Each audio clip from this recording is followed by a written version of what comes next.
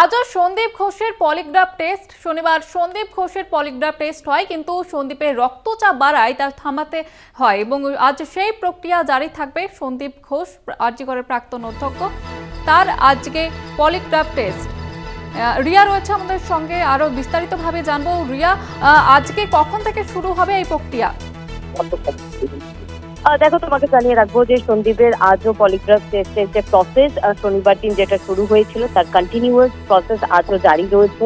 এবং তোমাকে জানিয়ে রাখবো যে পরশুদিন তার যে পলিগ্রাফ টেস্ট যখন চলছিল সেই সময় আমরা জানি যে পলিগ্রাফ টেস্টে কিন্তু দীর্ঘ টাইম লাগবে এবং সেই পলিগ্রাফ টেস্ট করাতে গিয়ে মাঝপথে দেখা যায় যে কিছু টেকনিক্যাল ইস্যু হয়েছে। এবং যেমনটা সূত্র মারফত জানা যায় যে সন্দীপ ঘোষের যখন পলিগ্রাফ টেস্ট হচ্ছিল সেই সময় তার বিপি হাই হয়ে যায়। এবং যেহেতু আমরা জানি যে এই পুরো প্রসেসটাই কিন্তু যেটা মূলত যেটা দেখা হয় যে রেসপিরেটরি সিস্টেম, ব্লাড প্রেশার এবং বডি থেকে ঘাম হচ্ছে কিনা, এই যে একাধিক বিষয়গুলো রয়েছে, অর্থাৎ সে অ্যাংজাইটিতে ভুগছে কিনা।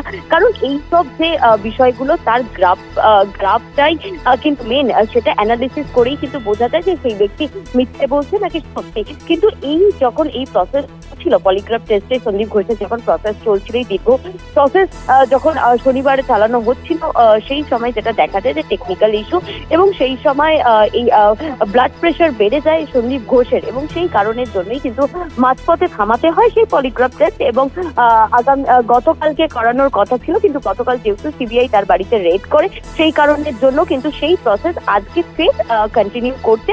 এবং আজকেও যদি এইরকম কোনো সমস্যা দেখা যায় সন্দীপ ঘোষের, সেক্ষেত্রে কিন্তু পরে আবার কন্টিনিউয়েশন হতে পারে বলে এমনটাই জানা যাচ্ছে। তবে আজকে কিন্তু ইতিমধ্যেই পলিগ্রাফ টেস্ট সেটা শুরু হয়েছে বলে এমনটাই সূত্রমারফত জানা যাচ্ছে। ধন্যবাদ জানাবো রিয়া, আমাদের সঙ্গে ছিলেন প্রতিনিধি রিয়া মাঝি।